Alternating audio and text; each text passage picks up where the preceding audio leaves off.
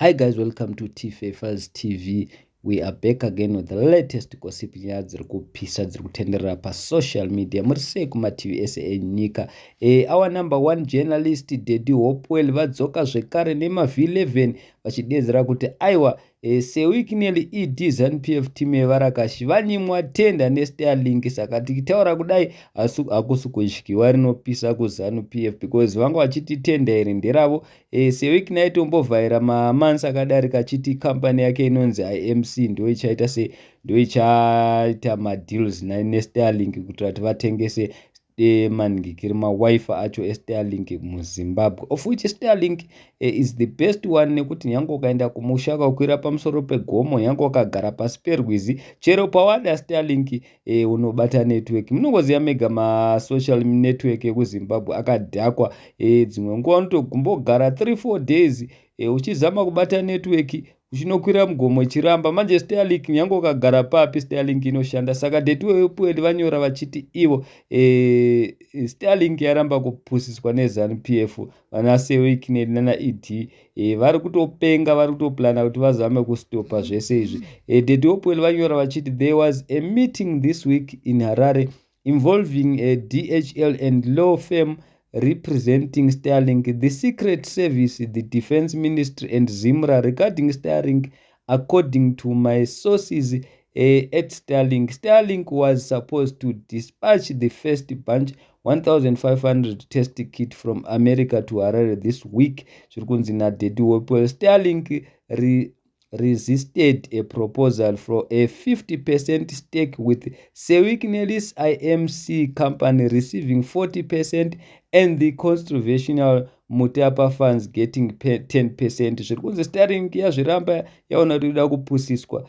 Saka vazukuru kwambuya nanda vazotaurawo zvinhu zvakawanda zvakasiyana-siyana, asi Hopewell adedzera kuti my Starlink sources told me this morning that they rejected the deal because the other parties were not bringing anything to the table except political capital. Ndozvataurwa dzanzi ZANU-PF team yevarakashi was not bringing anything but yanga ichingouya nezvokutaura kuti isusu tinoita nezvepolitiki tiri veZANU-PF and etc. Zvarambwa neStarlink ikati aiwa mira tizviitire tega. Ende chimwe chinhu chinonakidza chiri kufadza vazukuru vambuyanana ndozvekunzi zviri kunzi so the Starlink includes customs and duties. Hanzi hapana zvaunobhadhara, of which ipapo manje ndo pachanetsa because ZANU-PF nekukara mari ichada kubhadharisa vanhu majuti, asi zvatotaurwa kuti hapana kana juti inobhadharwa, zvese kana ukangotenga zvine zvino included. But tichiziva necorruption uri muZimbabwe, ZANU-PF team yevarakashi ichatoda chete kuda kubhadharisa vanhu. Saka vazukuru vambuyananda vataura vakataura zvinhu zvakawanda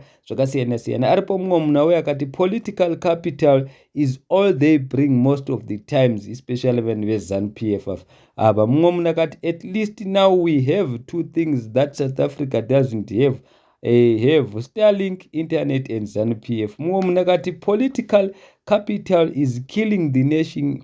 It has driven away many potential investors, of which ndo zviri kutaurwa nevanhu kudedza kuti mainvestors akawanda anotiza izvozvi zvepolitical. Zvinotaurwa noti tiri veZANU-PF ngazvitange zvauya kwatiri, munofanira kuti bhadhara corruption votiza. Mumwe munhu akati I think Starlink should also consider sending us electricity and water, probably fuel too. Zvinhu zvinotonetsa muZimbabwe. Asi Hopewell azotaura vachidedzera kuti vanhu vakuvafonera zvisingaite especially vemanetwork emuZimbabwe vada kuzama kudzikisa macharges avo because vakuziva kuti pauya competition yekuti Starlink ichapedza masports because Starlink nyange kumamisha inoshanda, nyange uri pasi pemuti, nyange uri mugomo, chero mubako, asi kana uri kumusha uchishandisa masocial network ekuZimbabwe akadhakwa. Unotogona tombogara 3-4 days. Isu taitomboenda kumusha unogara, kana yakutoshanda unofanira kutombobuda panze usiku. Saka anenge ari ma1 ega. Mumwe muna uya akati varungu hanzi varungu havarwadziwe wena kuda kuti upenyu huite ball for everyone. Mumwe munhu akati bravo, so I heard right, we not gonna pay anything to Zimra. Asi tozviziva Zimra inokara iZANU-PF team yevarakashi vachatoida mari yejuti iyo Starlink yataibhadharwa. Mumwe munhu akati auya akati thank you for this. Uchanzwa vakuti vekudhl ozimra vakuda mari rimwe juti ipapa. Mumwe munhu akati I will like to believe this is going to go smooth, but seriously I doubt doubt these ZANU-PF crooks won't allow corruption free enterprises. Ndo zvataurwa nemumwe zvatambike tikitaura kuti vanhu veZANU-PF havambofi vakazvibvuma izvi, tikitaura kudai vari kutoplana kutozama kustopa zvese kuti zvitaitike. Saka tetiopweli vazotaura vakati vari kutofonerwa nevanhu vakawanda vakasiyana-siyana vekumasocial network emuZimbabwe vaakudedzera kuti tada kuzama kudzikisa, because iyo Starlink yacho nyange ichiuya ichibata yakadaro iritori chipu kudarika masocial network emuZimbabwe. Apa manetwork acho anonetsa zvisingaiti. So guys, handizivi tinoti kudi, asi vazukuru vambuya naenda vaenderera mberi. Mumwe munhu auya akati inspect and verify what when we don't even know how to produce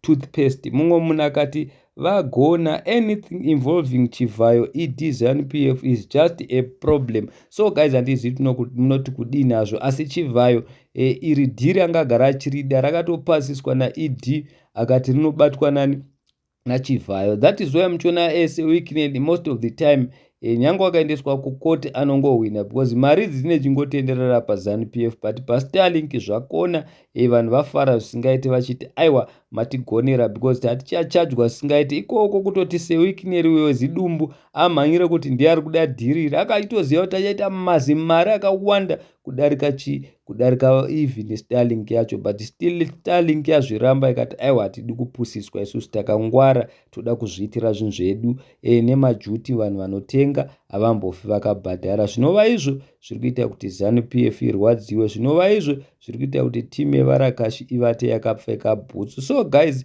handizivi tinoti kudii nazvo, asi Dirty Hopefull vabuda nazvo vakangozviti bva, vakazvikabva zvangoti bvu. Thank you so much. Don't forget to subscribe to our channel. Please comment down below.